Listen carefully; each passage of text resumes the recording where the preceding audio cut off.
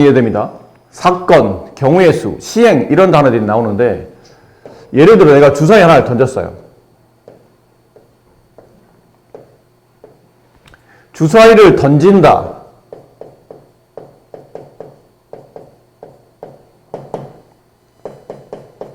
이걸 경우에서 수학적인 용어로 시행이라 불러요.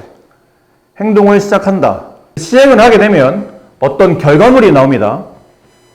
뭐 아무래도 눈이 1에서부터 6까지 있기 때문에 뭔가 어떤 눈이 나타나겠죠. 그 눈 중에 소수가 나온다. 이거를 어떤 특정 사건, 시행에서 벌어진 어떤 특정 사건의 결과물, 그 결과물을 보통 사건이라고 부르죠.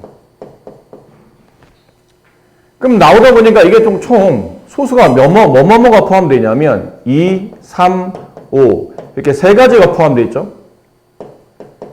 이 세 가지를 경우의 수라고 부르죠. 이런 표현들이에요.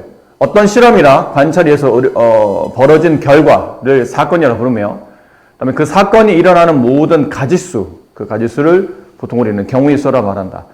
밑에 보면 경우의 수를 구할 때는 모든 경우를 빠짐없이, 중요한 단어지만 너무 뻔한 단어일 수도 있지만 빠짐없이 중복되지 않게, 일단 빠뜨려도 안 되고, 또 많이 틀리는 것 중에 하나가 이게 중복되고 있음을 모르고 뭐 2번, 3번 연속적으로 계산한다거나 이런 것들이 문제가 될 수 있다는 거죠.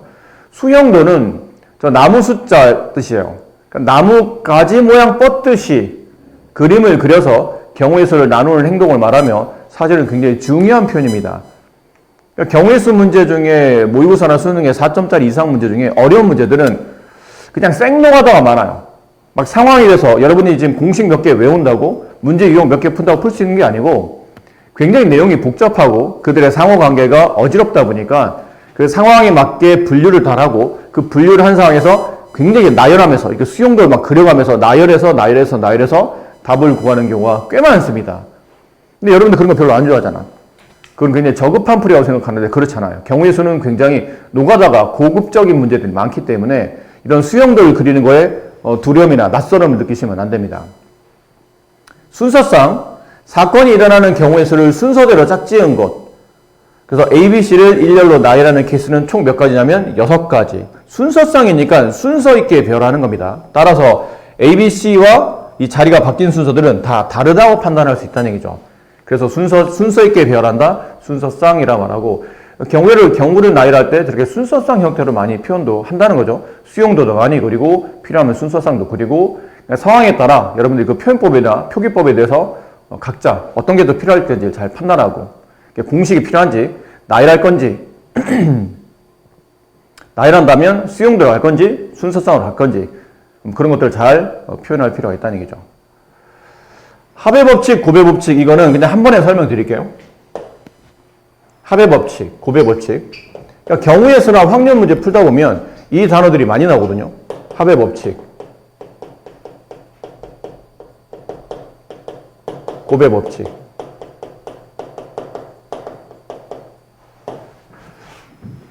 자, 예를 들어 여기 좀 우리 집이에요. 네, 행복한 우리 집. 즐거운 우리 학교. 네, 벌써 고등학교 들어갈 생각하니까 즐겁죠. 근데 행복한 우리 집에서 즐거운 우리 학교를 자꾸 이렇게 자기 최면 걸어야 돼. 우리 집은 행복하며 우리 학교는 즐거운 학교다라고 자꾸 생각하셔야죠. 네. 자기 행복은 자기 스스로 만드는 겁니다. 누가 만들어주는 게 아니고 자꾸 좋게 생각하셔야죠. 자, 우리 집에서 학교를 갑니다. 근데 가는데 버스 노선이 2개가 있어요. 100번 버스, 101번 버스. 그 지하철 노선이 3개가 있어요. 지하철 1호선, 2호선, 3호선이 있다고 칩시다. 자, 이랬을 때 집에서 학교로 갈 수 있는 교통수단을 선택하는 가지수, 경우의 수를 구하시오. 그러면 버스의 경우의 수가 몇 가지였냐면 2가지였죠. 그 다음에 지하철의 경우의 수는 3가지입니다. 그럼 이 경우의 수 2와 3을 서로 더해서 계산하면 총 경우의 수 5가지가 나오죠. 이게 합법칙이에요. 단순한 논리인 것처럼 보이지만 나중에 문제가 좀 복잡해지면 이게 합인지 고인지 구분을 못하는 경우도 꽤 많거든요. 그럼 결과적으로 합법칙은 어떤 상황에서 보통 벌어집니까? 그러면 대표적으로 동시에 발생하지 않을 때예요.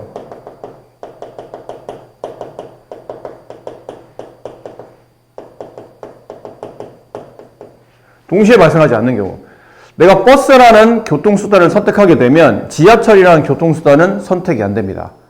마찬가지로 지하철을 선택하게 되면 버스를 동시에 탈 수는 없죠. 그렇기 때문에 뭐 하나의 경우를 선택했을 때 나머지가 버려질 수밖에 없고 둘이 동시에 발생할 수 없는 상황에서는 보통 합법칙에 대한 각각의 경우의 수를, 각각의 사건의 경우의 수를 덧셈한다라고 생각하시는 거죠. 보통 문장에서는 어떤 말이 많이 나오냐면 또는 뭐뭐이거나 뭐 둘 중 하나 이런 표현들이 많이 나와요. 그러니까 동시에라는 표현이 아니라는 거죠. 둘 중에 하나라는 표현이 많이 나와요. 자, 그러면 상대적으로 비교 대상인 고배 법칙은 여기 행복한 우리 집, 즐거운 우리 학교 요 갈 생각인데 중간에 내가 좋아하는 도서관이 있어요. 집에서 도서관까지. 네, 도서관 좋잖아. 도서관에서 학교를 가려면 이게 지하철 노선이 세 가지가 있어요. 버스 노선은 100번, 101번, 지하철은 1호선, 2호선, 3호선. 자, 이랬을 때 집에서 도서관을 거쳐 학교로 갈 수 있는 경우의 수를 구하시오. 그러면 수용도죠. 100번 버스 선택하고 난 다음에 지하철을 1호선, 2호선, 3호선 선택할 수도 있고, 아니면 101번 버스를 타고 도서관까지 간 다음에 다시 거기서 1호선, 2호선, 3호선을 타고 집으로 돌아갈 수 있겠죠. 그럼 총 경우의 수는 6가지입니다. 근데 이 6가지를 계산할 때 버스의 경우의 수 2가지와 지하철의 경우의 수 3가지를 곱하면 정답 6가지가 나온다는 얘기죠. 각각의 사건의 경우의 수를 이런 케이스는 곱해서 계산하는데 곱할 때는 어떤 법칙을 통해서 곱해집니까? 그러면 동시에 선택이 가능해야 돼요. 혹은 시간적으로 동시에란 말이 성립하기 좀 애매하면 순차별로 모두 선택이 되는 거죠. 이런 케이스는 순차별로 모두 선택하는 거죠. 그러니까 순서를 가지고 집에서부터 도서관까지 버스 노선을 먼저 선택하고 그 다음 다시 도서관에서 지하철까지, 집까지 지하철 노선을 선택하고 그러니까 순차별로 결국 모두 선택이 돼야 되는 겁니다. 그래서 문장을 읽으면 그래서 그리고라는 말이 많고 뭐뭐이고 동시에 모두 뭐 이런 문장들이 주로 많이 나옵니다. 그러니까 각각의 사건의 경우의 수를 곱한다. 보면 어떻게 보면 너무 당연한 것처럼 보일 수도 있겠죠. 뭐 당연한 거 아닙니까? 라고 할 수 있는데 당연한 걸 토대로 복잡한 내용을 이해하려면 기본적인 내용, 재반제식을 알고 있어야 되고 그러다 보니까 뭐 쉬운 예를 설명드렸다 보니까 여러분이 혹시라도 방심하실 수는 있어요. 저 정도를 누가 몰라? 라고 할 수 있겠지만 나중에 문제를 혹시 이 단어 공부해서 풀어보셔서 알겠지만 저걸 몰라? 라고 하지만 막상 풀어보면 모르는 친구도 꽤 많습니다.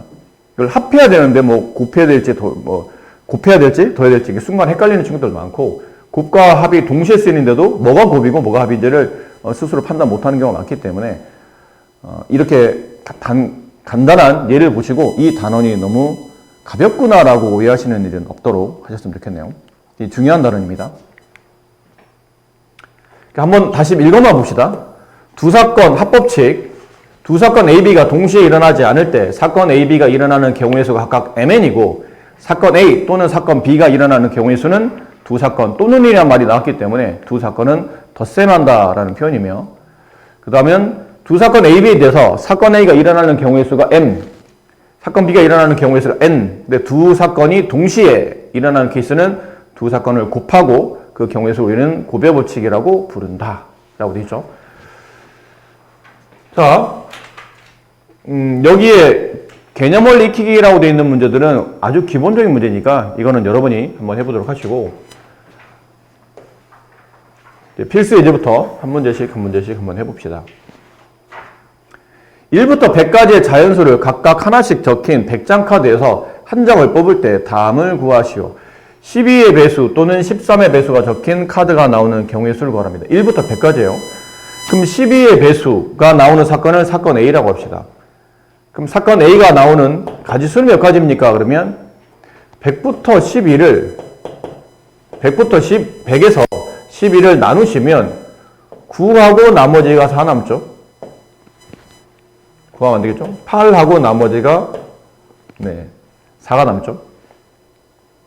그럼 100부터 12까지 1부터 100까지 12의 배수는 8개가 존재한다는 뜻이에요. 그럼 13의 배수가 나오는 사건을 사건 B라고 한다면 100을 13으로 나누게 되면 7하고 나머지가 9가 남죠. 총 13의 배수가 7개가 존재한다는 뜻이에요. 그럼 각각의 사건 12의 배수인 동시에 13의 배수가 있나요? 1부터 100까지? 없죠. 12와 13의 공배수를 계산하면 2를 곱하게 되고 그 2를 곱하면 100을 넘어가기 때문에 이 안에 공통된 배수는 없어요. 그럼 각각의 사건의 경우의 수가 서로 겹치는 게 없고 또는의 표현이기 때문에 두 사건의 경우의 수인 8과 7을 덧셈하게 되면 15가지가 나옵니다. 2번 2의 배수 또는 5의 배수가 적힌 카드의 수. 자, 역시 2의 배수가 적힌 경우의 수를 사건 C라고 합시다. 그럼 100을 2로 나누게 되면 50. 사건 D는 5의 배수. 100을 5로 나누게 되면 20. 그럼 이거는 50과 20을 더하면 70까지가 정답일까요? 그렇지 않아요. 이 케이스는 중복이 발생하는 거죠. 여러분이 공통수학 2할 때 집합이라는 개념을 배웠잖아요. 집합할 때 이런 거 배운 적 있습니다. 그러니까 경우의 수와 이 집합은 매우 밀접한 관련이 있는데 사건 A 또는 사건 B 혹은 집합 A 또는 집합 B의 원소의 개수를 구하시오 그러면 집합 A 원소의 개수에다가 집합 B의 원소의 개수를 더하고 거기서 교집합의 원소의 개수를 뺐었죠. 이렇게. 그러니까 집합은 이렇게 표현했었잖아요. 여기 집합 A, 이제 집합 B. A의 원소 개수를 세고 B의 원소 개수를 세다 보니까 가운데 있는 교집합은 개수가 2번 정리되더라. 그래서 한 번은 빼준다라는 개념이기 때문에 위에서는 1번은 12와 13이 100 이하에서 겹치는 배수가 없었지만 2번은 겹치는 배수가 있겠죠. 그래서 뭘 계산해야 되냐면 사건 A와 사건 B가 겹치는 2와 5의 공배수인 10의 배수를 다시 빼주셔야 되죠. 그럼 10의 배수는 100을 10으로 나누면 딱 10이 남기 때문에 10개, 1부터 100까지 총 10개의 10의 배수가 겹치기 때문에 이걸 빼주시면 정답은 60까지가 정답이 되겠네요. 3번 100과 서로소인 수가 적힌 카드의 수가 나오는 경우의 수. 100과 서로소? 1부터 100까지 숫자죠. 1, 2, 3, 4, 5, 6, 7, 8, 9, 10, 11 뭐 이렇게 하다 보니까 100개의 숫자가 있겠죠. 이 중에 이 100이라는 자연수와 서로소인 것. 자연수에서 서로소의 뜻은 최대 공약수가 1인 두수. 정의는 그겁니다. 최대 공약수 1인 두수. 다르게 표현해보면 1 말고는 동시에 나눠 떨어지는 숫자가 없는 숫자. 그럼 그렇게 따지면 1은 답이 될 테고요. 100과 서로서. 2는 안 될 테고 3, 7, 9, 11 뭐 이런 숫자들이란 얘기죠. 그죠? 이런 숫자들이에요. 이런 숫자들은 100과 서로소입니다. 근데 이걸 일일이 다 새기는 양이 너무 많지 않습니까? 그래서 계산하는 방식은 100을 소인수분해 보시면 이게 2가 2번, 5가 2번이에요. 결론 100은 적당한 2의 배수와 적당한 5의 배수에 곱으로 처리되어 있기 때문에 100과 서로소가 되려면 2의 배수도 아니어야 되고 5의 배수도 아니어야 됩니다. 그렇죠? 근데 좀 전에 2번 문제가 3번 문제를 풀 수 있는 포인트였던 거죠. 2의 배수는 50개, 5의 배수는 20개, 그 다음에 2와 5의 공배수인 10의 배수는 10개. 따라서 2 또는 5의 배수를 구하시오. 그러면 총 60개였는데 지금은 100과 서로소를 찾아라는 얘기는 2의 배수가 아니고 동시에 5의 배수가 아닌 거죠. 명제할 때 배우셨잖아요. 2의 배수가 아니고 동시에 5의 배수가 아니라는 얘기는 저 위에는 2번 명제 부정을 계산하는 겁니다. 그러다 보니까 전체 100개 중에 60개 2 또는 5의 배수를 빼면 결과적으로는 우리가 원하는 100과 서로소의 개수가 나온다. 이렇게. 그래서 3번은 2번을 알아야 풀 수 있는 문제이기 때문에 막상 시험에 출제한다면 2번 내지 않고 3번을 내겠죠. 필셀 2번 문제.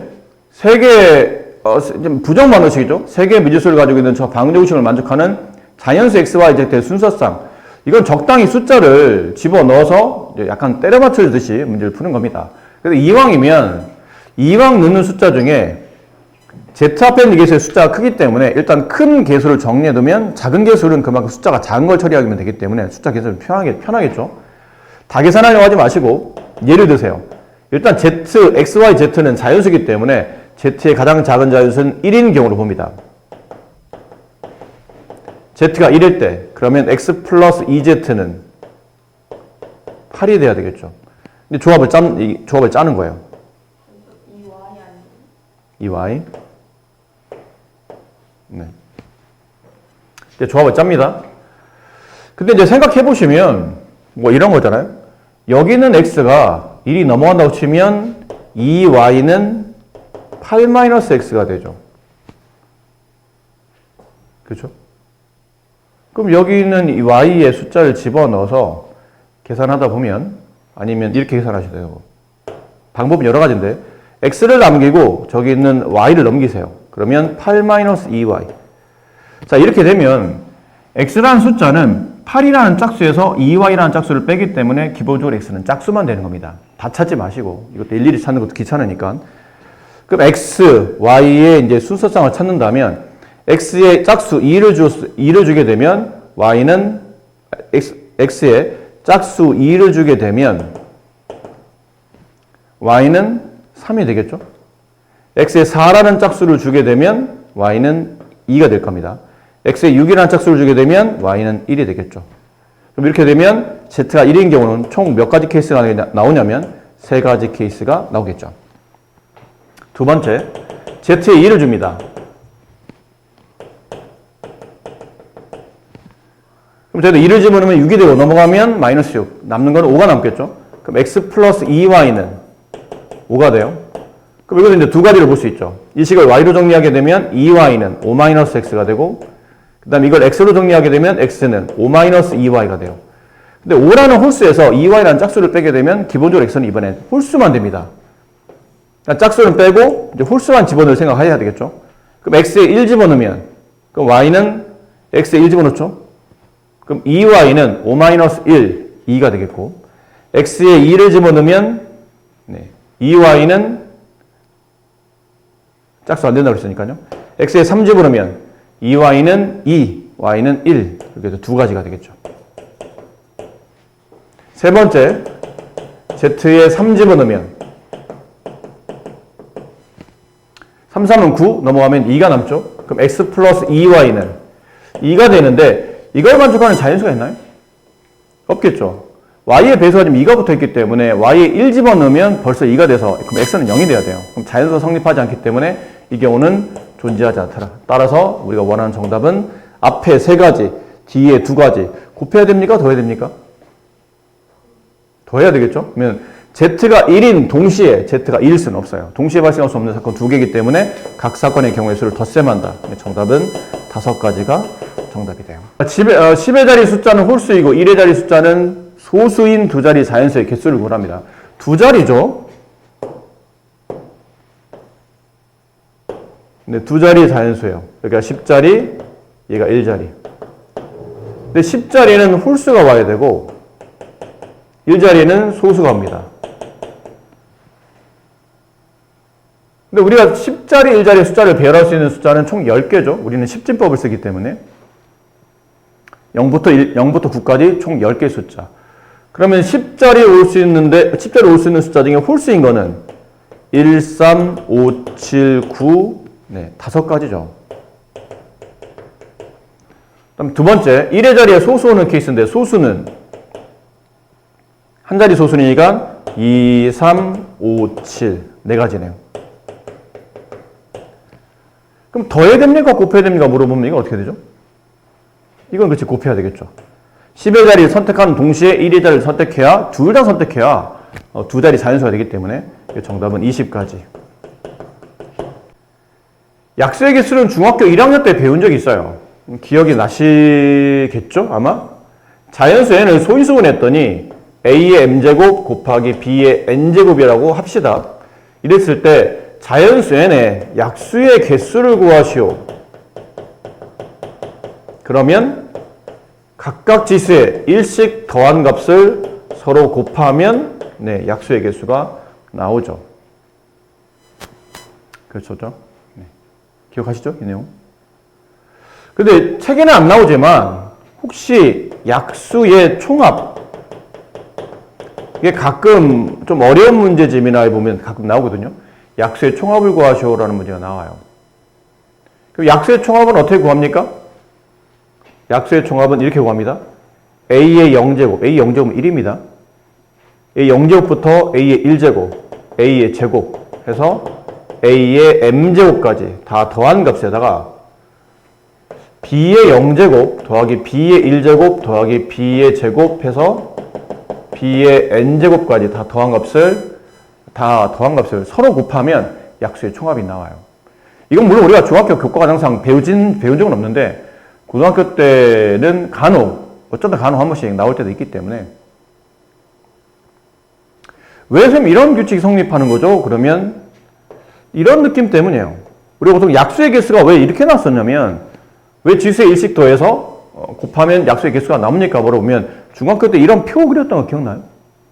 여기가 사실 1인데 1은 그냥 A의 0제곱 보시고 그 다음 A의 1제곱, A의 제곱 해서 A의 M제곱까지 여기도 1, B의 0제곱, B의 1제곱, B의 제곱 이렇게 해서 마지막에는 B의 N제곱까지 이렇게 왜 칸 쳐놓고 이 안에다가 이제 약수를 우리가 보통 배열했었잖아요. 여기 오는 숫자는 얘랑 곱한 약수 1이 오는 거죠. 근데 쓰기는 A의 0제곱 곱하기 B의 0제곱. 여기는 A의 1제곱 곱하기 B의 0제곱. A의 제곱 곱하기 B의 0제곱. A의 M제곱 곱하기 B의 0제곱. 여기는 A의 0제곱 곱하기 B의 1제곱. A의 1제곱 곱하기 B의 1제곱. A의 제곱 곱하기 B의 1제곱. 이런 식인 거죠. 이렇게 해서 마지막 쭉 가다 보니까 마지막에는 A의 M제곱 곱하기 B의 N제곱까지.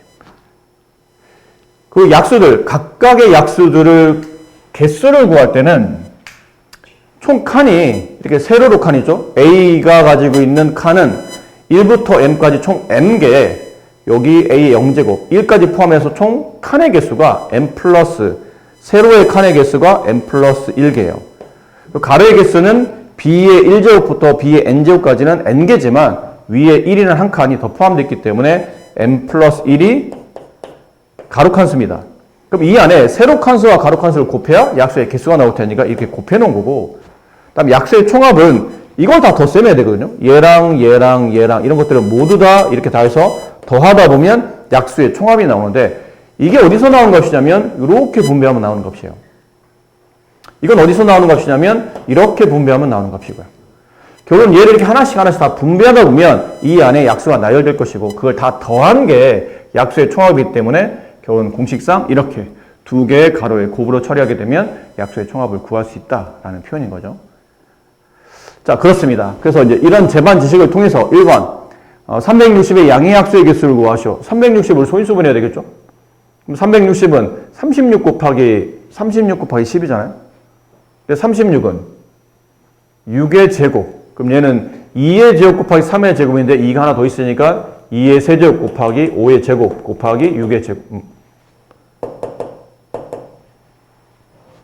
3의 제곱 곱하기 5의 제곱. 이렇게 처리되겠죠? 괜찮습니까?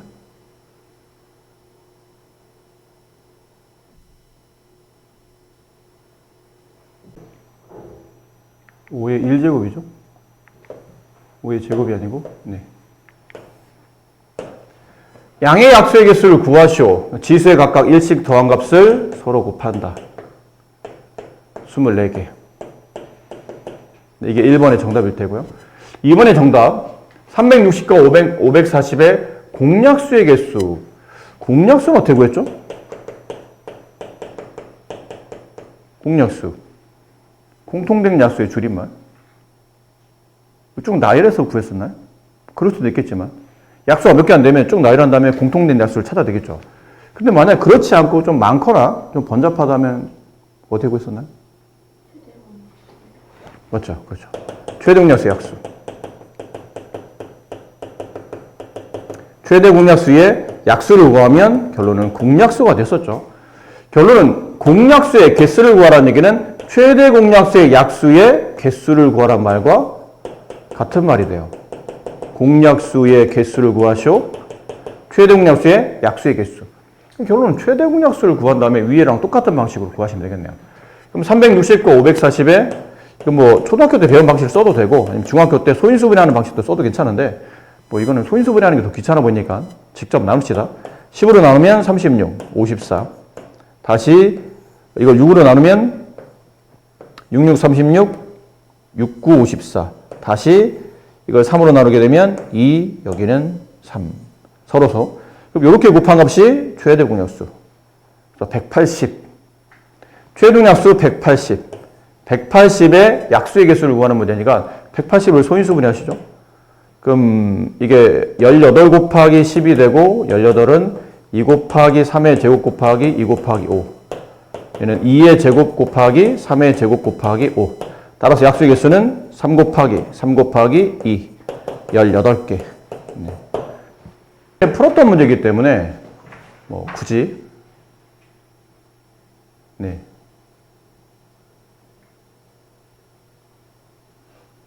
또 2번 같은 케이스가 좀 헷갈리긴 할 텐데 2번은 나누는 거죠. 동건이와 아이고 합시다. 말로 하려니까 네, 너무 궁색하네요. A에서 출발해서 B 도시로 가는 경우의 수를 구하시면 크게 이제 두 가지 케이스가 나오죠. A에서 C를 거치고 B로 가는 케이스. 아니면 A에서 D를 거치고 B로 가는 케이스. 이유는 A에서 B로 직접 가는 도로가 없기 때문에 C와 D라는 곳을 거쳐가야 되죠. 그럼 A에서 C로 가는 경우의 수는 몇 가지냐면 세 가지. C에서 B로 가는 경우의 수도 세 가지. 동시에 출발해야 돼요. 동시에 모든 길을 다 가야 되기 때문에 곱셈 9개. A에서 D로 가는 경우의 수 2가지. B에서 D로 가는 경우의 수 3가지. 곱하면 6가지. 근데 1번과 2번을 동시에 선택할 수는 없죠. C를 가는 동시에 D를 갈 수는 없기 때문에 두 사건은 덧셈한다. 15가지. 2번 동건이와 순인이가 A 도시에서 출발하여 B 도시로 가는 경우의 수를 구하는데 단 한 사람이 지나간 중간 도시를 다른 사람이 지나갈 수 없답니다. 그러니까 동건이가 뭐 이런 케이스를 봐야 되겠죠. 동건이가 A 도시로 갔다가 A 도시에서 C 도시로 갔다가 B 도시로 가요. 만약 그렇게 간다면 그럼 수진이는 한 사람이 지나간 중간 도시, 동건이가 C를 간다면 그 중간 도시 중에 C는 수진이가 선택할 수 없다는 뜻이죠. 그럼 A에서 D로 갔다가 B로 가야 되겠죠. 그럼 이게 아까 했지만 이게 몇 가지 케이스였나요? 동건이가 A에서 C로 갔다가 B로 가는 케이스. 9가지. 그 다음에 수진이가 A에서 D로 갔다가 B로 가는 케이스. 6가지. 이번에는 9가지, 6가지 더해야 되나요? 곱해야 되나요? 곱해야 돼요, 돼야 돼요.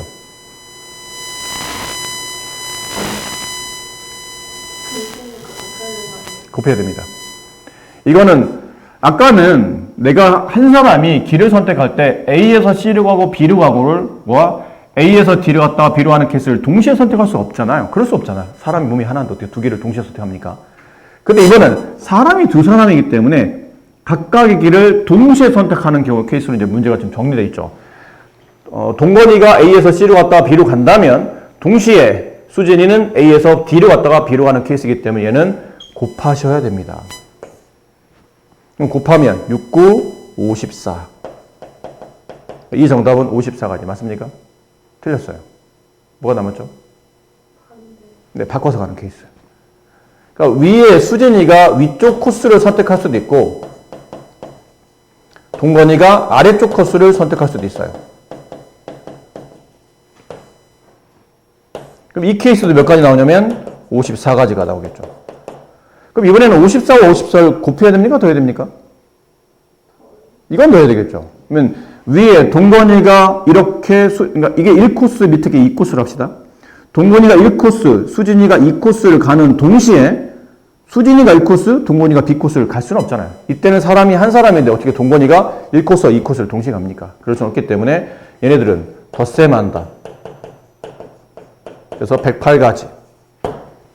색칠하는 문제는 이게 이 문제 말고 좀 더 어려운 문제가 있긴 있거든요. 근데 그거는 지금 여기 대표형이 안 나와 있고 뒤에 아마 여러분 연습 문제 어딘가 푸는데 거기 나와 있을 텐데 그걸 지금 풀어드리긴 애매하고 일단 이 문제부터 먼저 해봅시다. 오른쪽 그림과 같이 A, B, C, D, E 5개의 영역을 서로 다른 5가지 색으로 칠하려고 한대요. 같은 색을 중복해서 사용해도 좋으나 인접한 영역은 서로 다른 색을 칠할 때 칠하는 방법의 수를 구하시오. 무슨 말인지 아시겠죠? 한 색깔을 일단 5개의 색이 준비되어 있어요. 근데 한 색깔을 여러 번 사용해도 돼. 다만 A와 B처럼 인접하는 영역에다가 같은 색깔, 여기다 내가 만약 빨간색을 칠했어요. 근데 이쪽도 빨간색을 칠합니다. B도 인접하는 영역에. 그럼 A와 B 영역의 구분이 없어지겠죠. 하나의 영역으로 보일 테니까 영역을 구분해서는 쓰되 같은 색을 중복해서 쓰는 거는 상관이 없다 라고 돼 있죠. 근데 우리가 인접이라는 표현은 이웃한다, 인접한다는 표현은 보통 언제 쓰는 거냐면 그림상 변이 접할 때죠. 변이 접할 때. 변이 글씨가 써졌는데 인접하는 영역. 변을 공유할 때가 인접하는 영역이에요. 근데 점을 공유하는 경우는 이건 인접하는 게 아닙니다. 뭐 예를 들어 이렇게 땅이 있는데 이렇게 표현되어 있고 여기 A, 여기 B, 여기 C, 여기 D가 있을 때 A와 B는 이웃, A와 D는 이웃이지만 A와 C는 점을 공유하죠. 변을 공유하고 있는 상태가 아니라 얘네들은 인접하다 말하지는 않습니다. 서로 다른 영역이에요. 그래서 변을 공유하고 점을 공유하는 케이스는 아니다. 그런 경우 보통 인접하는 경우라고 말한다. 그럼 이렇게 인접하는 경우를 제외하고 나머지 색깔을 칠해서 중복 칠하는 케이스의 경우 수는 칠하는 순서를 매긴다면 그냥 가장 많이 접하고 있는 위치를 칠해주는 게 제일 편합니다. 나머지가 근데 걔를 피해 다니면 되는 거기 때문에. 지금은 아무래도 A가 지금 가장 모든 영역과 겹치고 있기 때문에 A에다 먼저 칠하고 그 다음은 뭐 특별한 케이스 아니면 그냥 뭐 알파벳 순서대로 이렇게 칠하시면 될 것 같아요. 이 순서 아니어도 되겠지만 보통 이런 방식으로. 그럼 A에 칠할 수 있는 케이스는 5개. 동시에니까 곱이죠. A 칠한다고 해서 B를 못 칠하는 건 아니고 A 칠하면서 동시에 B도 칠해야 되는 거니까 곱의 개념이에요. 그럼 B를 칠할 수 있는 경우 수는 4가지입니다. A에 칠할 색깔을 피해줘야 되니까. 헷갈리시면 자꾸 써가면서 하는 게 좋아요. 여기다 내가 1번 색깔을 칠했어요. 그럼 얘는 1번 피해서 뭐 2번을 칠했다고 칩시다. 그럼 C는 1번과 2번을 모두 피해줘야 되기 때문에 3가지 케이스가 남겠죠. 얘는 뭐 3번을 칠했다고 칩시다. 그럼 D에는 1번과 3번을 피하고는 다 칠할 수 있어요. 2번도 칠할 수 있죠. 2번과는 이웃하지 않고 있기 때문에. 그럼 1번, 3번 5개 중에 2개를 뺀 나머지 3가지. 여기에 내가 뭐 4번을 칠했다고 칩시다. 뭐 2번을 칠해도 돼요. 다시 상관없으니까. 어쨌든 여기 2번이 왔든 4번이 왔든 이는 얘네 색깔 2개만 피해주면 되죠. 다시 3가지예요. 이걸 곱하시면 정답이 나옵니다. 근데 이런 문제 좀 어려운 게 아까 말한 저렇게 순서대로 배열되어 있어서 크게 어렵지 않은 문제도 있겠지만 A하고 만약에 어딘가에서 A와 누군가가 서로 같은 색깔일 때 서로 다른 색깔일 때 그 옆에 이웃하고 있는 인접하는 영역에 칠해지는 색깔이 달라지는 케이스가 있어요. 그거는 이렇게 쉽게 이렇게 하나씩 빼서 계산하는 그런 문제가 아니고 이웃할 때, 그러니까 같은 색깔일 때, 같은 색깔이 아닐 때 이런 걸 고려해서 풀어야 돼서 뒤쪽에 아마 그런 문제들이 나올 겁니다. 그런 문제도 푸실 때 좀 조심해서 풀어주셨으면 좋겠어요. 자, 지불하는 방법의 수와 지불하는 금액수. 지불하는 방법수. 100원짜리 동전 1개, 50원짜리 2개, 10원짜리 3개 일부 또는 전부를 사용해서 지불하는 방법수를 지불할 때 1번 지불하는 방법수, 2번은 지불하는 금액수. 자, 내가 돈을 냅니다. 내가 편의점에 갔어요. 뭐 먹으려고 편의점 갔어. 근데 내가 100원짜리 1개가 있고 50원짜리 2개 있고 10원짜리 3개 있고 얘 거지네요. 왜 이렇게 돈이 없나요? 얼마 있는 거야 그럼 도대체? 230원 있네요. 230원 가지고 편의점에 갔습니다, 이 친구. 네, 요즘 물가가 미쳐서 그래요. 네, 옛날에는 저 정도 돈이면, 선생님 때는 230원이면 짜장면 먹고 뭐 탕수육 시켜 먹고 친구들 선물 사주고도 남는 돈이었었어요. 요즘은 뭐 선생님이 이제 자, 이 친구 때문에 그랬군요. 지금 말이 길어진 이유가 230원 가지고 지금 편의점 들어가고 있는 이 친구 때문에 우리가 말이 길어졌어요. 100원짜리 하나, 50원짜리 두 개, 10원짜리 세 개를 가지고 있는 친구가 있는데 물건 가격을 지불하는 지금 상황이 된 거죠. 한 개, 50원짜리 두 개, 10원짜리 세 개요. 자, 이렇게 있는데 1번 지불 방법수, 2번 지불할 수 있는 금액수. 뭐가 다른가? 지불 방법, 지불 금액이 다른 건가? 다른 겁니다. 만약에 지불 방법수 안에는 이런 케이스가 있죠. 50원짜리, 예를 든 거예요. 50원짜리 두 개를 쓰고 10원짜리를 세 개를 쓰게 되면 내 지불하는 금액은 130원이 되죠. 근데 지불 방법에 50원짜리 두 개 주고 10원짜리 세 개 주는 것과 100원짜리를 한 개를 주고 10원짜리를 세 개 주는 것은 분명히 지불 방법의 개념으로 본다면 다릅니다. 왜냐하면 화폐 단위가 다르기 때문에 지불 방법이 다를 수밖에 없죠. 하지만 금액은 똑같이 130원이에요. 그러니까 지불 방법은 약간 주는 사람 입장으로 생각하시면 지불 금액수는 받는 사람 입장으로 보시면 돼요. 내가 막 돈을 낼 때 아저씨가 130원이네 할 때 나 막 주머니를 뒤지면서 100원짜리 하나랑 10원짜리 세 개? 아니야. 내가 좀 이따 100원짜리 써야 되니까 50원짜리 두 개랑 이런 고민하고 있는 거죠. 근데 아저씨는 이제 쭉 보다 보니까 제가 100원 꺼냈다가 50원짜리 두 개를 바꾸는 거지. 그게 아저씨한테는 의미가 없다는 얘기예요. 어차피 130원 받으면 되는 거니까. 그런 의미이기 때문에 지불 방법과 지불 금액은 다릅니다. 그럼 첫 번째, 지불 방법수를 계산하는 경우는 이렇게 보시면 돼요. 100원짜리, 50원짜리, 10원짜리를 각각 사용할 수 있는 경우의 수를 따져보는 거죠. 그럼 100원짜리를 사용할 수 있는 경우의 수는 두 가지예요. 안 쓰거나 아니면 한 개 쓰거나. 50원짜리를 사용하는 경우의 수는 세 가지입니다. 50원짜리를 안 쓰거나 아니면 하나를 쓰거나 아니면 두 개를 써서 지불하는 방법이 있겠죠. 10원짜리는 네 가지겠죠. 안 쓰거나 한 개 아니면 두 개 아니면 세 개, 총 네 가지. 그럼 이거는 각각 모두 선택이 돼야 되겠죠? 100원짜리를 안 쓸 수도 있고, 동시에 50원짜리 안 쓸 수도 있고, 10원짜리 3개 쓸 수도 있잖아요? 그럼 30원을 내는 거니까. 이거는 합이 아니고 곱입니다. 하나의 화폐를 선택하면 나머지 화폐는 버리거나 선택이 안 되는 케이스가 아니고, 하나의 화폐와 관계없이 나머지 화폐도 선택을 해야 되기 때문에, 몇 개인지 그걸 선택해야 되기 때문에, 이건 곱의 개념. 그래서 다 곱하면 2 곱하기 3 곱하기 4. 그래서 24가지인데, 원래는 24가지죠. 근데 밑에 보면 단 0원을 지불하는 것은 제외한다라는 뜻은 이 두 가지 안에 돈 안 낸다. 이 50원짜리 세 가지 안에도 돈 안 낸다. 10원짜리 네 가지 안에도 돈 안 낸다고 포함되어 있죠. 그럼 이 24가지 안에는 돈을 0원을 지불한다는 개념도 포함되어 있는데 0원 지불은 빼겠다고 했으니까 그 경우에서 한 가지를 빼서 1번 답은 23가지가 정답이 돼요. 자, 그러면 이렇게 지불 방법수는 좀 쉽게 계산했다고 칩시다. 근데 지불 금액수는 그럼 이제 와서 지불 방법수를 우리가 수용도를 그리면서 일일이 다 나열한 게 아니잖아요. 근데 이제 와서 그러면 이거를 다시 그럼 다 수용도를 그려놓고 지금 보신 것처럼 위에 있는 케이스와 아래에 있는 케이스는 겹치니까 이건 중복되니 하나만 계산하자. 이렇게 할 수는 없잖아요. 일일이 처리할 수는 없죠. 그럼 밑에 있는 지불 금액수를 나열하지 않고 좀 쉽게 구할 수 있는 방식이 뭡니까? 그러면 돈이 겹치는 이유를 이해를 하시면 돼요. 돈이 왜 겹치는 건가요? 그러면 화폐 단위가 그 개수에 따라서 상위 돈과 겹쳐지기 때문에 이런 일이 발생하는 거예요. 50원 두 개, 100원 하나는. 그럼 같은 돈이 되기 때문에 이러다 보니까 돈이 겹쳐서 지불 방법이 다름에도 불구하고 돈이 겹친다는 얘기예요. 그럼 이걸 회피하려면 화폐를 하나로 통일하는 겁니다. 그래서 100원짜리를 50원짜리로 환전하는 겁니다. 환전이요? 이렇게 100원짜리 한 개를 50원짜리 두 개로 모시는 거예요. 큰 돈을 작은 돈으로 환전하시면 됩니다. 그러면 안 겹칩니다. 그럼 이렇게 되면 위에 50원짜리 두 개, 밑에 50원짜리 두 개, 그럼 50원짜리가 총 4개가 바뀌죠. 그럼 결론은 지불 금액수를 계산할 때는 50원짜리 4개랑 10원짜리 3개를 가지고 계산한다고 보시면 된다는 얘기예요.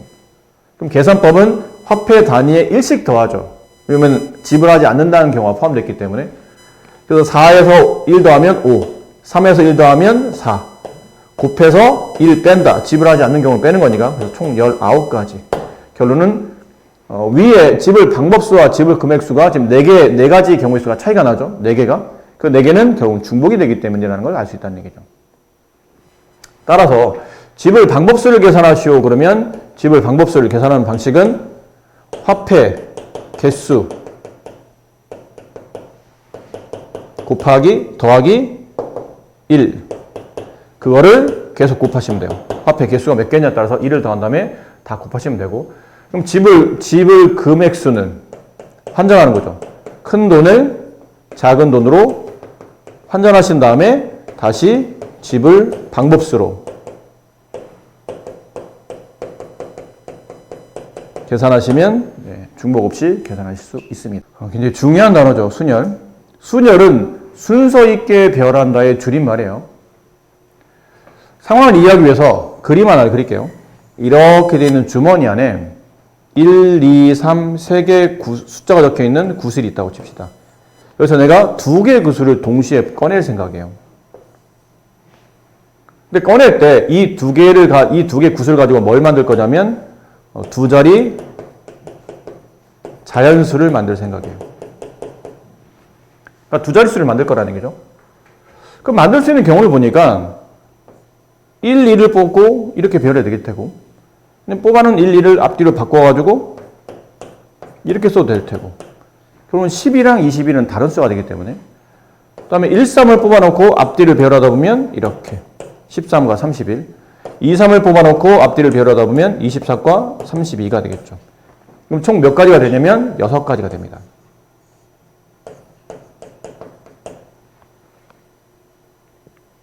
근데 뽑다 보니까 실제로 경우의 수를 계산할 때 처음에 그러면 위에 이렇게 일일이 나열하지 않고 좀 더 다른 방식으로 구한다면 어떤 방식이 있을까요? 그러면 첫 번째 뽑아낸 구슬에서 선택할 수 있는 숫자의 가지수를 골라주는 거죠.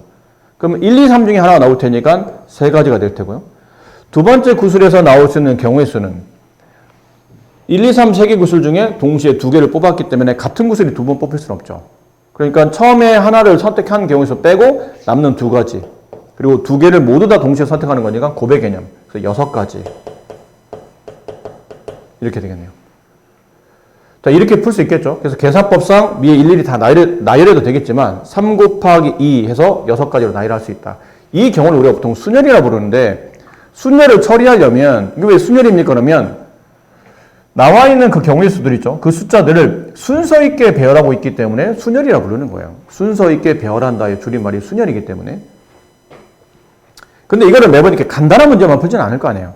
좀 더 복잡한 문제를 풀을 때는 이 순열을 어떻게 정리할지가 좀 더 이해를 좀 더 논리적으로 논리적으로 이해할 필요가 있다는 얘기죠. 그 논리적으로 이해할 때 2단계를 거치시면 어려움 없이 잘할 수 있어요.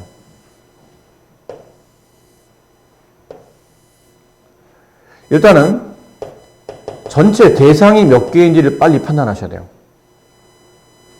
그리고 그 뽑을 때 중복을 할 건지 말 건지를 고민하셔야 되고 1학년 때는 대부분 다 중복하지 않는데 2학년 가면 중복하는 게 나오기 때문에 세 번째, 그럼 선택은 몇 개 할 건지 그리고 배열의 상태는 어떨 건지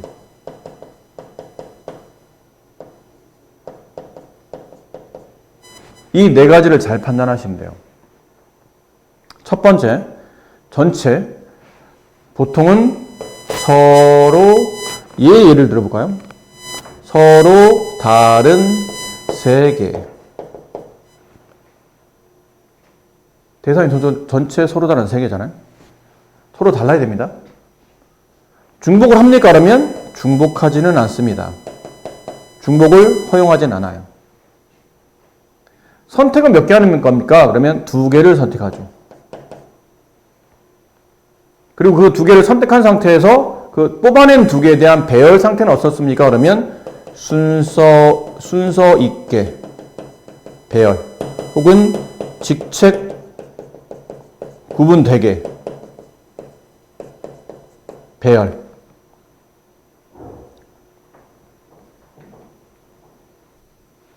이해됐습니까? 이런 느낌. 순서 있게 배열, 직접 구분되게 배열. 그런 배열이 되면 그때부터는 얘를 이름을 순열이라고 하며 한글로는 이렇게 읽으며 수학적 기호로는 3, P, 2라고 씁니다. 이 P는 퍼뮤테이션의 줄임말이에요. 순서 있게 배열한다는 그 순열의 줄임말입니다. 그래서 쓸 때 이렇게 쓴다는 얘기죠. 서로 다른 세 개를 중복 허락하지 않고 두 개를 뽑아 그 두 개를 일렬로 배열하는 케이스. 그럼 답은 아까 저기 썼잖아요. 3 곱하기 2로 처리한다.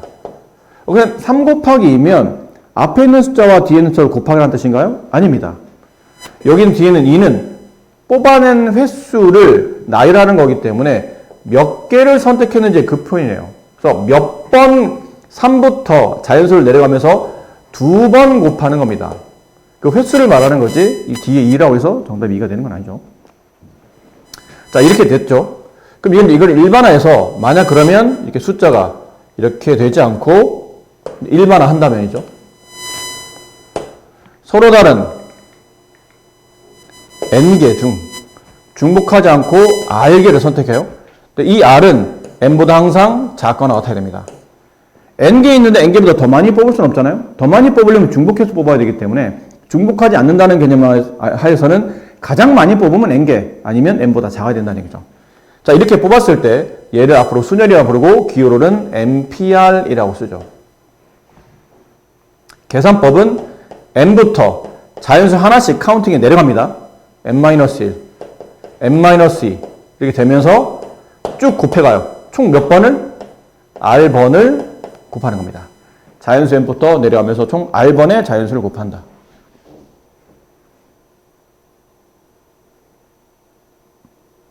이해됐어요? 자, 그러면 이제 이거는 이제 내용을 이제 파악을 하셨으면 그 다음은 이제 성질입니다. 성질 어디 있을 텐데요? 요 뒤에 있겠죠?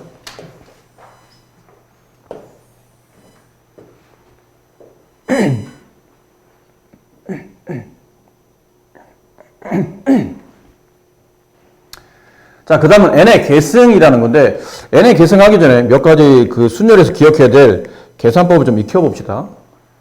지금 NP0은 뭐죠? 서로 다른 n개 중에 하나를 뽑지도 않고 그 뽑지 않은 케이스, 그럼 뽑은 걸 뽑질 않았으니 배열할 것도 없겠죠. 그럼 n개 중에 아무것도 뽑지 않는 경우의 수는 1입니다. 한 가지 뽑지 않는다라는 경우의 수. 그 다음에 NP1. NP1은 n이죠. n부터 내려가면 자연수 한 개 곱하는 거니까 n입니다. 그럼 NPn은 n부터 내려가면서 자연수를 n번 곱하는 거다 보니까 n번 곱하다 보면 나와 있는 자연수를 다 곱하겠다는 뜻이니까 결국은 자연수 1까지 모두 곱하게 되죠. 근데 얘를 좀 더 다른 기호로 줄여서 우리는 이렇게 썼었죠. n 팩토리얼. 이거를 한글로는 계승이라 부르죠. n부터 내려가면서 모두 다 자연수 1까지 모두 곱하는 경우의 수. n의 계승. 영어로는 팩토리얼. 줄여서 그냥 n팩 하기도 하니까.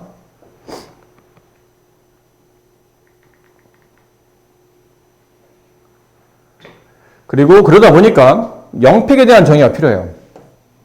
그러면 1팩은 당연히 1이잖아요. 1부터 자연수까지 1까지 모두 곱하는 거니까 1만 곱하는 겁니다. 이건 1인 걸 알겠는데 그럼 0팩은 뭐냐면 이게 수학적으로 0팩을 정의해야 되거든요. 이걸 1이라고 정의합니다. 이건 정의예요. 왜냐고 묻기보다는 이렇게 쓰기로 약속한 거예요. 0팩은 그냥 느낌상 뽑지 않는다라고 생각하시면 돼요. 뽑지 않는다. 한 가지 이런 느낌이라는 얘기죠. 0팩은 1이 되죠. 0이 아니에요. 오해하시면 안 됩니다. 자, 이런 기본적인 계산법은 알고 계셔야 되고 이제 두 번째 NPR을 계승으로 바꾸는 방식이 필요하거든요.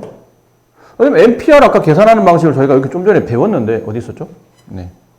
앞쪽 단원이 앞쪽이었죠. NPR은 n부터 내려가면 자연수를 r번 곱하는 거 시였는데 뭐 그렇게 곱하면 될 것을 또 굳이 뭐 이 복잡한 기호는 뭡니까? 그러면 NPR을 계승을 이용해서 팩토리얼을 이용해서 처리하는 방식도 알아야 됩니다. 저건 언제 쓰입니까? 그러면 주로 복잡한 계산할 때나 필요한 증명 있죠. 이식과 이식을 붙여서 새로운 뭐 어떤 계산법을 만들어내거나 그럴 때 요 내용이 쓰입니다. 그래서 알고 있어야 돼요.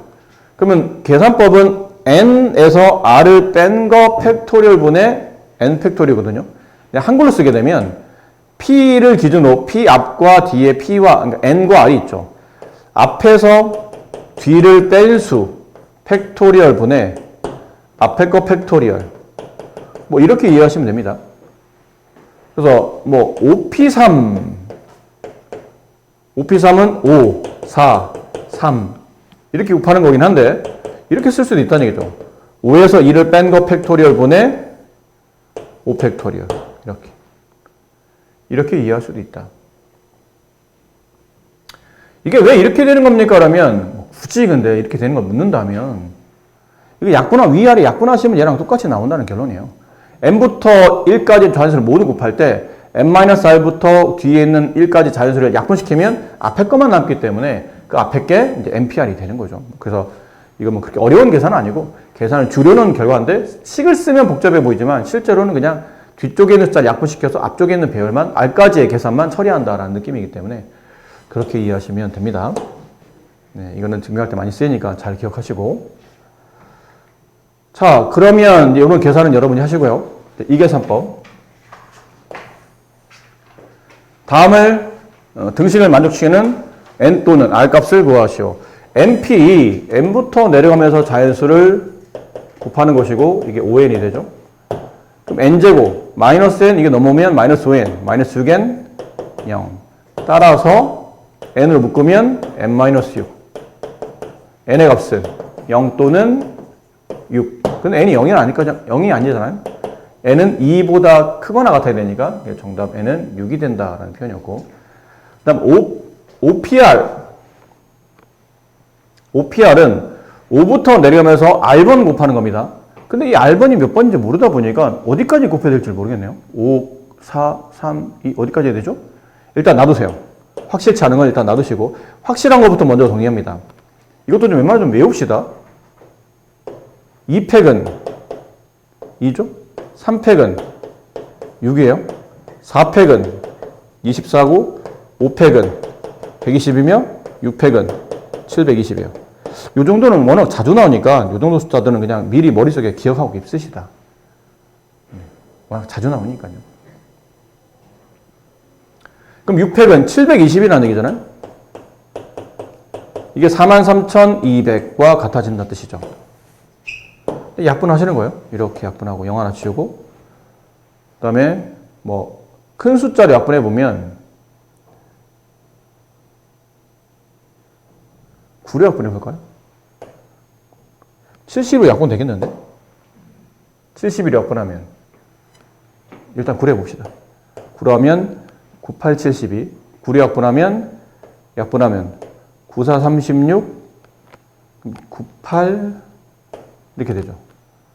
다시 약분하면 60 OPR이 결론은 60이 돼야 돼요. 그럼 R값이 5부터 어디까지 곱해야 60이 되는지 봐야 되겠죠? 4 아직 60 안 되죠? 3 60이네요. 이게 60이잖아요. 그럼 OPR이 이렇게 되려면 5부터 내려가면서 자연수를 3번 곱해야 되니까 R값은 3 이렇게 처리됩니다.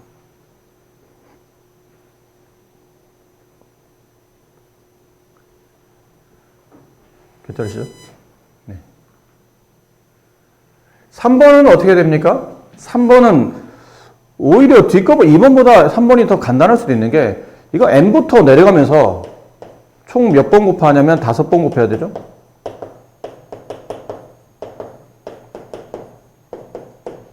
이렇게. 이게 np5예요. 걔랑 30 곱하기 np3, n, n-1, n-2 하다 보니까 이렇게 3개가 다 약분됩니다. 그럼 n-3 곱하기 n-4가 30. 보통 우리가 이게 n에 대한 2차 방식이라 풀어서 인수분해나 뭐 안 되면 뭐 근해공식인데 근해공식은 필요 없겠죠. 왜냐면 이건 자연수 값이나 자연값이기 때문에 기본적으로 인수분해가 될 겁니다. 근데 이게 그럴 필요 있을까요? 어차피 이게 연속하는 이 숫자의 의미가 연속하는 두 자연수예요. 앞이 하나 크고 하나 뒤가 하나 작은 겁니다. 그럼 30을 연속하는 두 자연수로 표현했을 때 앞이 하나 크고 뒤가 하나 작은 숫자를 배열한다면 6 곱하기 5밖에 없잖아요. 따라서 앞에 있는 n-3이 6이 돼야 되는 거니까 따라서 n값은 9가 된다를 알 수 있는 거죠. 다음을 구하시오. 5명 학생을 일렬로 세우는 방법의 수를 계산하시오. 5명 학생을 일렬로 세운다는 얘기는 우리가 배웠던 그 내용이죠. 서로 이거 문제 읽을 때마다 이걸 다 고민해서 사실은 고민하면서 읽으셔야 돼요. 서로 다른 5명을 중복하지 않고 5명을 모두 뽑아 그 5명을 일렬로 배열한다. 굳이 쓰자면 이런 표현이죠. 서로 다른 5명에 중복 없이 5명 모두 뽑아 그 5명을 모두 다 일렬로 배열하는 케이스. 이게 뭐냐면 OPO예요. OPO는 O팩토리얼이죠. 그래서 앞으로 몇 명을 일렬로 배열하시오라는 문제가 나오면 그냥 N팩토리얼. N명을 일렬로 배열하시오. N팩토리얼.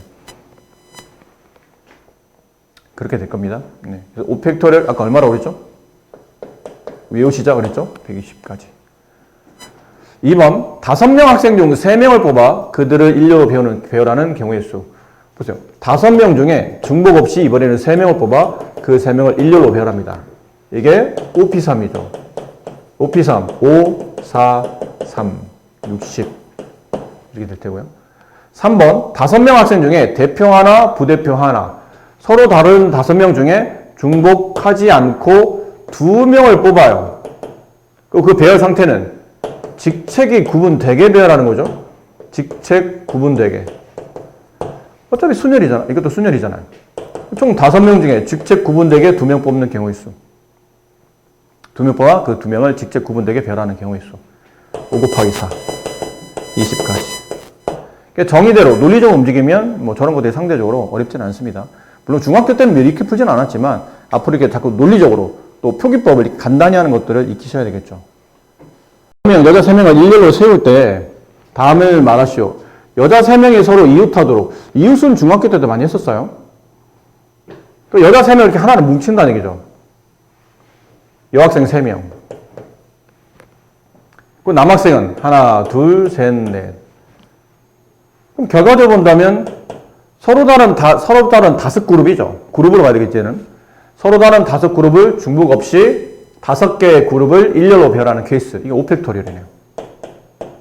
단 이렇게 배열하면서 동시에 여학생 3명의 배열 상태를 우리가 좀 고려하지 않고 있기 때문에 여학생 3명을 다시 저 안에서 일렬로 배열해야 되니까 3팩토리얼. 3명을 일렬로 배열한다.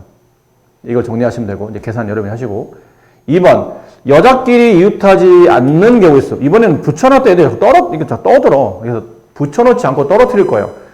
그럼 여자가 떨어지는 경우를 고민하기보다는 남학생을 먼저 일렬로 배열하세요.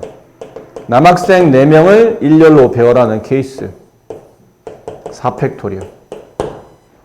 그 다음 여학생을 그 사이사이에 이제 끼우시면 돼요. 남학생과 남학생 사이에 여학생을 끼우면 더 이상 여학생끼리 이웃하지 않겠죠? 그럼 여학생들이 끼울 수 있는 자리는 몇 가지 경우죠? 여학생이 들어갈 수 있는 자리. 하나, 둘, 셋, 넷, 5개 자리입니다. 남학생 앞에 여학생이 와도 되고 남학생 맨 뒤로 여학생이 가도 되니까. 그럼 결론은 여학생을 배열할 때는 서로 다른 5개 자리에 뽑았던 자리에 또 뽑진 않겠죠? 중복하지 않고 그러면 이제 이웃하게 되니까. 중복하지 않고 3명의 여학생을 일렬로 배열하는 케이스죠. 순열이네요. OP3. 정답은 4팩토리얼 곱하기 OP3. 3번 남자와 여자가 교대로 쓰는 겁니다. 그럼 교대로라는 얘기는 남녀 이런 식이겠죠. 그럼 남, 여, 남, 여, 남, 여, 남. 이렇게 되면 남자 4명, 여자 3명이 돼요. 근데 문제는 여자가 맨 앞에 오게 되면 여, 남, 여, 남, 여, 남 이렇게 쓰면 남자 3명, 여자 3명이 배열되는 상태인데 남자 1명 더 있잖아요. 이렇게 되면 교대가 안 됩니다. 교대는 서로 성별이 왔다 갔다 바뀌어야 되는 거니까. 그럼 이 케이스는 선택이 안 되기 때문에 이 케이스밖에 안 된다. 그럼 어떻게 풉니까? 이번에는 남자를 먼저 똑같이 배열하세요. 남자 4명을 일렬로 배열하는 케이스 4팩토리얼 곱하기 여학생들을 배열하는데 여학생들이 들어갈 수 있는 자리가 보신 바와 같이 이 3자리밖에 없어요. 서로 다른 3자리에 3명을 일렬로 배열하는 경우의 수. 교구는 3명 모두 다 일렬로 배열하겠다는 뜻이니까 3팩토리얼. 이렇게 되겠죠. 56번. 자, 트라이앵글과 8개의 문자를 일렬로 배열할 때 다음에 맞는 거 1번 T가 맨 앞에 그 다음에 L이 맨 마지막에 오는 경우의 수. 이거는 고정이 된 거죠. T가 맨 앞에 온다 경우의 수 한 가지입니다. 그리고 하나, 둘, 셋, 넷, 다섯, 6개 문자 오고 맨 끝에 L이 온다. 얘도 한 가지예요. 그럼 나머지 6개를 배열하는 경우의 수는 당연히 6팩토리얼이겠죠. 1번은 간단하게 처리가 될 테고 2번 T와 A 사이에 2개의 문자를 배열하는 케이스예요. T하고 A 사이에 2개의 문자를 배열합니다. 이거 좀 신중하게 하셔야 돼요. 일단 첫 번째는 T와 A의 자리 배치예요. 2팩토리얼. 앞뒤 왔다 갔다 하면서 두 가지 케이스죠. 왜냐면 TA가 TA 사이라고 했지 T가 무조건 A 앞에 오라는 법은 없기 때문에 T와 A의 자리를 먼저 배치해 주셔야 되고 두 번째 그 다음에 여기 사이인데 여기 있죠. T와 A 사이에 와야 될 문자. 일단 T와 A는 지금 사라진 상태고 나머지 6개 문자 여기는 이제 뭐가 와야 되냐면 이쪽은 서로 다른 6개 문자 중에 중복하지 않고 2개의 문자를 선택하여 그들을 일렬로 배열해야 되죠. 그럼 이게 우리가 배웠던 논리적으로 UP에 대한 표현이죠.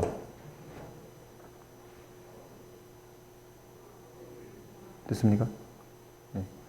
그럼 여기까지 쓰고 나면 여기까지 계산했다는 뜻은 저기서 문제를 편하게 풀기 위해서는 얘를 미리 드세요.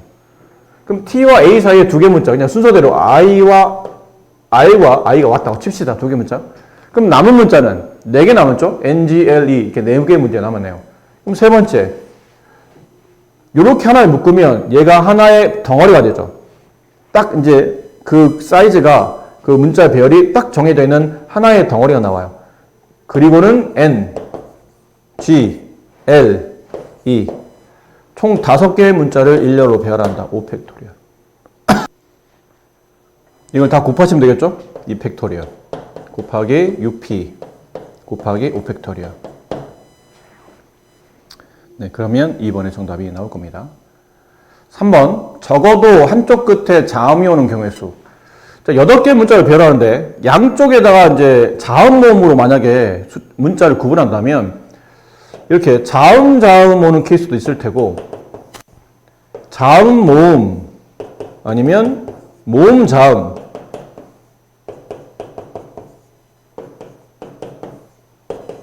이런 케이스도 있겠죠. 모음. 자, 이 중에 문제에서 원하는 게 적어도 한쪽 끝에는 자음이 왔으면 좋겠어요 라는 거는 이거 4가지를 다 구하라는 얘기예요. 이 3가지를 다 구하라는 얘기죠. 그럼 하나씩 낱개로 따로따로 물론 구해도 됩니다. 여기 처음에 양쪽 끝에 올 자음은 여기서 지금 자음이 몇 개, 모음이 몇 개를 구분해야 되겠죠. 모음에 개수만 구분하면 나중에 나머지는 자음일 테니까 모음은 I, A, E 3개네요. 그럼 자음은 5개겠죠?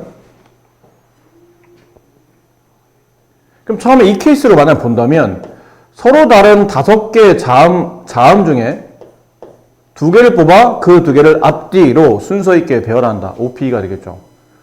그 나머지는 그럼 총 8개 문제 중에 자음 2개 뺐잖아요? 그럼 6개 남겠죠? 그 6개를 가운데 끼시면 돼요. 6팩토리얼. 그럼 이 케이스는 자음 하나, 모음 하나 총 5개의 자음 중에 하나를 뽑고 총 3개의 자음, 모음 중에 하나 뽑고 근데 이건 자리가 고정이 됐잖아요. 자음 앞에, 모음 뒤에. 그러니까 앞뒤 바꿀 수는 없죠. 나머지 6개 일렬로 배열. 이거 P다. 아직 여러분 C를 안 배웠으니까. 쉽게 말하면 처음엔 5개, 여기는 3개. 자음 5개 중에 하나, 모음 3개 중에 하나. 이런 뜻이죠. 여기는 잘못 쓴 것 같은데 모음 자음이죠. 모음 3개 중에 하나 곱하기 자음 5개 중에 하나. 자리는 이렇게 배치가 된 상태고 곱하기 나머지 6팩토리얼. 그런 다음에 얘네들 다 더하시면 정답. 동시에 발생할 수 없으니까. 근데 이렇게 계산하기는 너무 귀찮잖아요. 그럴 바에는 이 고민을 한 거죠. 아니 그럴 바에는 차라리 전체 경우의 수에서 여기를 그냥 이 경우의 수를 빼면 되지 않을까? 그럼 어쨌든 위에 있는 노란색의 답이 나올 테니까. 그럼 이 케이스를 계산해 봅시다. 모음 오는 케이스. 그럼 모음이니까 양쪽 끝에 서로 다른 3개의 모음 중에 2개를 뽑아 그 2개를 일렬로 배열하는 케이스. 그럼 모음의 배열은 끝났어요.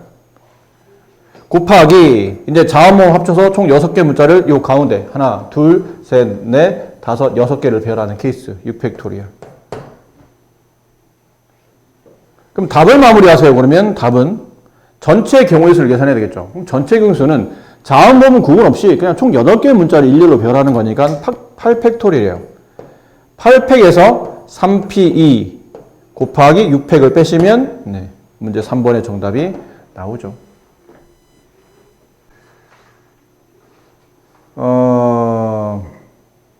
네 자리 자연수를 만들어요. 숫자가 4개입니다.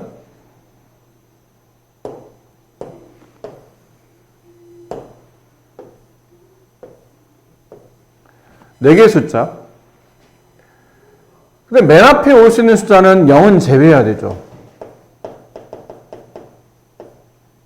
그럼 몇 가지가 되냐면 5가지예요.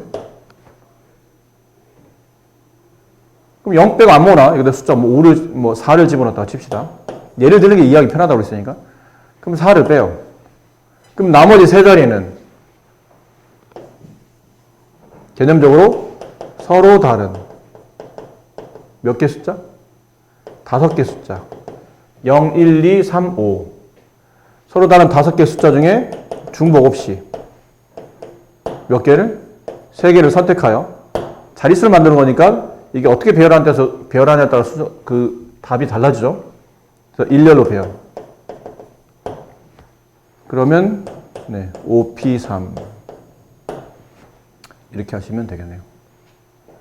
1번의 정답이었고요. 2번의 정답은 이제 짝수. 짝수는 끝에 있는 게 1자리가 중요하죠. 짝수는 이제 지울게요. 짝수는 1자리가 중요합니다. 그럼 여기 올 수 있는 숫자가 0 아니면 2 아니면 4예요. 그럼 0이 왔다고 칩시다. 그럼 벌써 0이 빠져나갔잖아요. 그럼 앞에 있는 3자리는 서로 다른 5개 중에 1, 2, 3, 4, 5 중에 중복 없이 3개수를 뽑아서 그 3개수를 일렬로 배열하면 되겠네요. 근데 이번엔 2가 왔어요. 2가 왔어요. 맨 끝에. 그럼 맨 앞자리에 있는 1000자리는 2도 일단 빼야 되고 0도 빼야 되죠. 그럼 맨 앞자리에 선택할 수 있는 경우의 수는 1, 3, 4, 5. 4개 중에 하나. 4가지.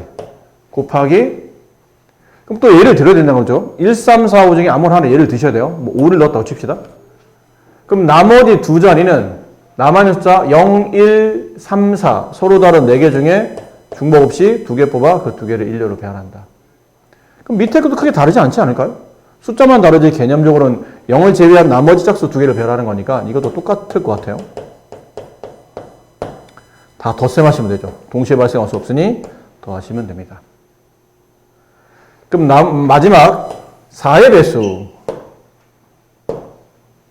4의 배수. 4의 배수는 끝자리 2개가 중요하다고 그랬죠. 10자리와 1자리. 얘네 둘이 뭐가 됩니까? 이 2자리가 4의 배수이면 네, 전체는 4의 배수가 됩니다.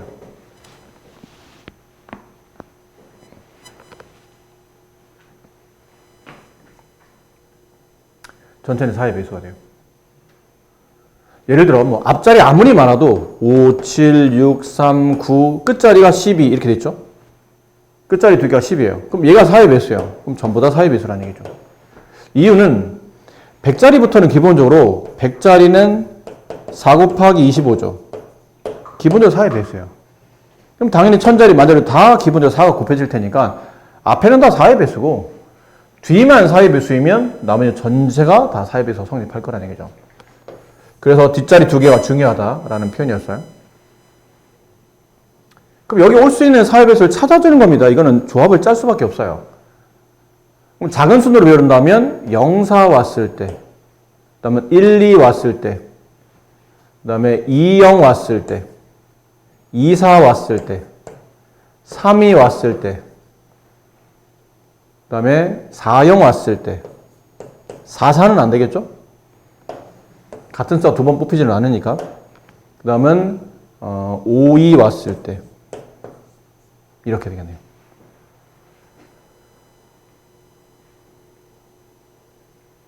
됐습니까? 그럼 그 케이스 중에 0이 뽑혀있는 이 케이스, 이 케이스, 이 케이스는 같은 케이스로 보면 되겠죠? 그럼 나머지 두 개는 두 개 숫자 빼고 두 개 빼고 남는 네 개 숫자 중에 아무거나 두 개 뽑으면 되는 거니까.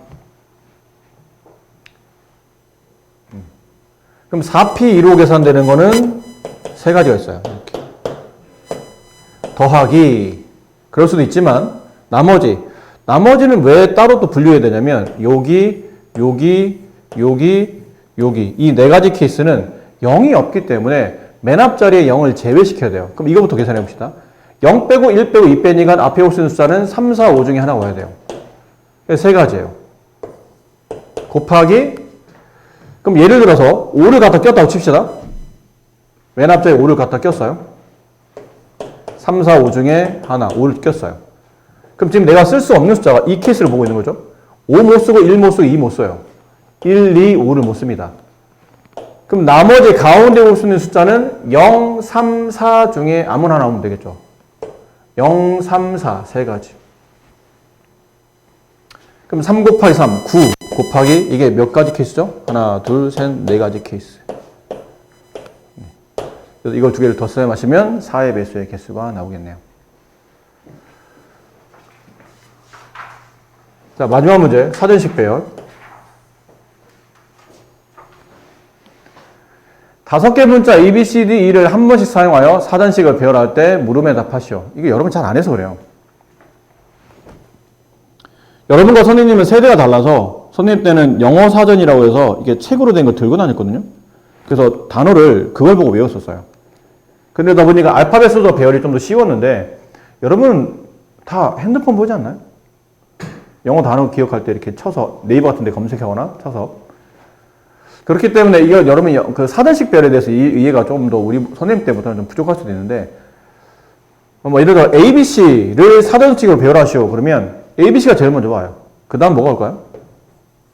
ACB, 그 다음은 BAC, 그 다음 BCA, 그 다음 CAB, 그 다음 CBA. 어떤 순위인지 알겠어요? 어떤 느낌인지? 이렇게 사전식 배열해요.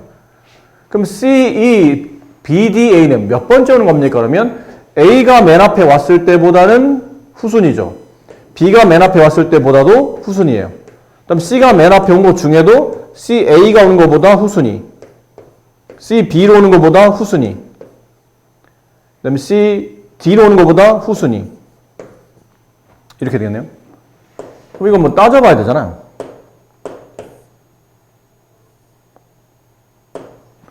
A로 오는 거는 그 뒤에 4개만 배열하면 되니까 4팩토리얼. 얘도 4팩토리얼. CA로 오는 케이스 3팩토리얼. CB로 오는 케이스 3팩토리얼. CD로 오는 케이스 3팩토리얼.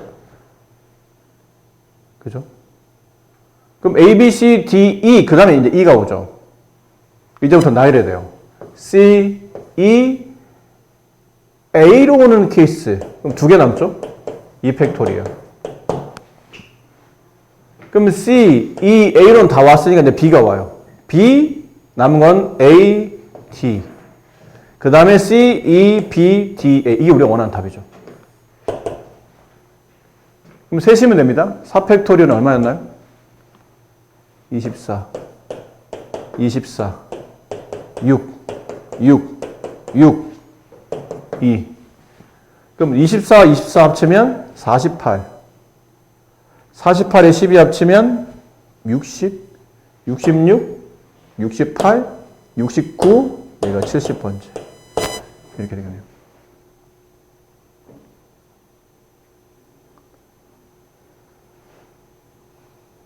자, 2번. 100번째는 누가 오는 겁니까? 반대로 이제 번호를 주고 이제 문자를 찾는 겁니다. 100번째, 일단 A로 배열해 봅시다. A로 배열하게 되면 뒤에 4팩토리얼 24개 더 가야죠. 그럼 B로 왔을 때 얘도 24개, C로 왔을 때 얘도 24개 좀 더 가야죠. 그럼 D로 왔을 때 얘도 24개. 여기까지 합치면 얼마예요? 96이에요. 그렇죠? 여기까지가 96번째까지 온 겁니다. 그럼 97번째는 A, B, C, D, E로 하는 거니까 E 하고 97, 98, 99 이게 100번째예요. 그럼 나머지는 A, B, C, D 이게 제일 먼저 오겠죠? 다음에 A, B, D, C 다음은 A, B로는 이제 순서가 매겨졌으니까 C가 먼저죠. C 오고 그 다음 B 오고 D 오고 A 오고 C 오고 D 오고 B 오고 네, 이게 100번째예요.